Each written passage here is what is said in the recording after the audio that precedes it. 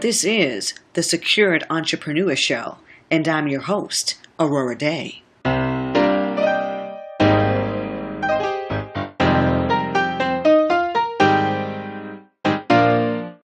Welcome, and thank you for joining me here on the 23rd episode of the Secured Entrepreneur Show.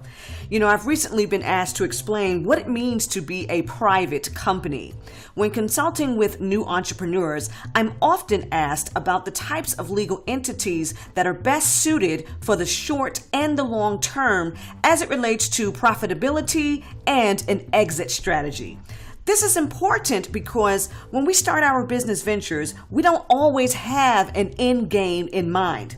What we know is that we do want to have a business, and we want to have a business that supports us. So today, we're going to talk about the difference between private and public companies.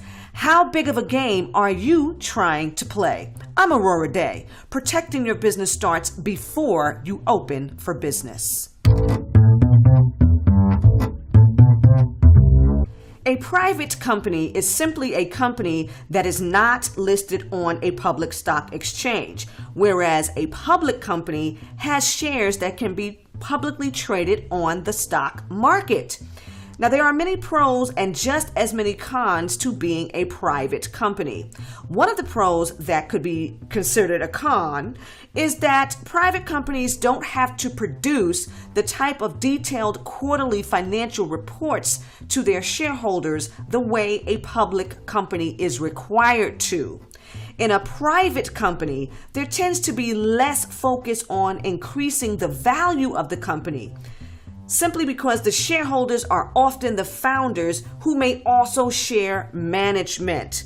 If there are any external shareholders or investors, the shares of the company are simply not publicly listed. I would say that the first thing to consider when starting your venture is to really determine whether or not your company will need outside resources to fund any type of expansion, because in this instance, small equals risk. An investor is going to take the size of your company into account when estimating their return on investment.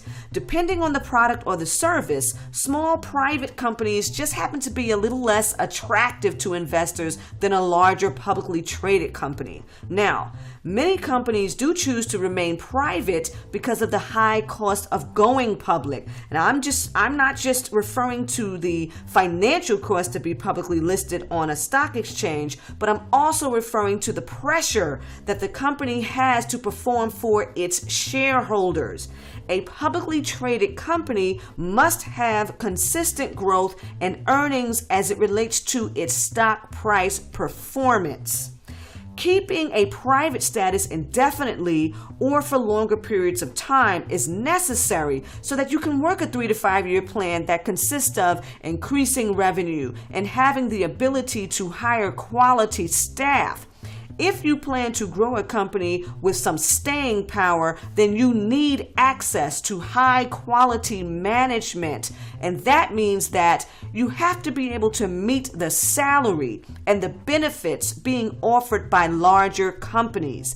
If you plan to go from private to public, there will be major changes to your business strategy that, once again, will include proper management, legal obligations, as well as valuation methods. This is why it's so imperative to start your business the right way. Keep getting educated and stop looking for shortcuts that will harm you in the long run. All right, if you have questions about the legal entities that are best for the business that you're trying to establish, you know that you can give us a call and David will point you in the right direction. Most of you know that Jessica handles all of the emails, so she would be the one to help you there. If you would like to participate in the extended version of this conversation, then please join me over on YouTube for the video edition. All right, I'm ready to get into the next episode. So please feel free to leave your comments and questions and subscribe here on iTunes, and visit me, Aurorah Dey, on YouTube, Aurorah Dey Consulting on Facebook, or stop by www.aurorahdeyconsulting.com. That's AURORAHDEY consulting.com. Until next time.